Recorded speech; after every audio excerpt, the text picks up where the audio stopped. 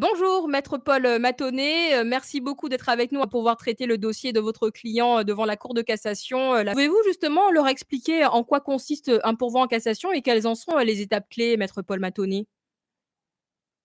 Quand vous subissez une décision d'une cour d'appel qui vous est défavorable, il vous reste encore un recours qui consiste à aller porter l'affaire devant la Cour de cassation pour que cette dernière contrôle si la règle de droit a été respectée. Donc, ce n'est pas un nouveau procès, ce n'est pas une nouvelle affaire. L'affaire n'est pas rejugée entièrement, mais on vient porter des griefs qui sont tirés de ce que, là, en ce qui me concerne, c'est la Cour d'appel, dans l'arrêt du 5 décembre dernier, n'a pas respecté la règle de droit.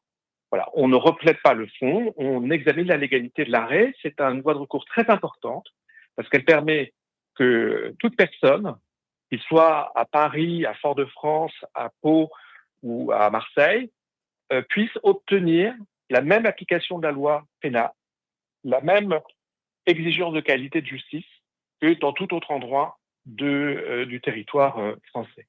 Et donc, c'est un recours qui, effectivement, peu connu, parce que quand même assez rarement utilisé, mais qui est très important pour permettre que la légalité soit assurée. Il me semble que précisément, dans le contexte très particulier que vit aujourd'hui la Martinique, l'intervention de la Cour de cassation sur la question que j'ai posée tout à l'heure est très importante.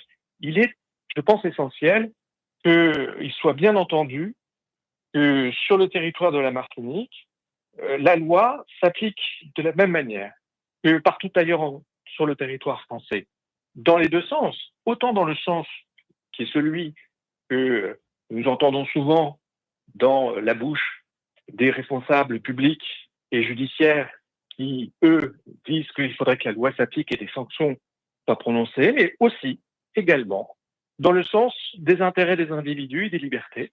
Il faut que les libertés soient respectées en Martinique au même titre qu'ailleurs. Et ça rejoint là, évidemment, la question, et la question de fond que pose la procédure actuelle dans le contexte que vous connaissez, qui est que il ne faut pas que la justice soit guidée par des intérêts qui iraient au-delà du simple respect de la loi, mais qui consisteraient surtout à entendre restreindre, étouffer un mouvement de protestation populaire.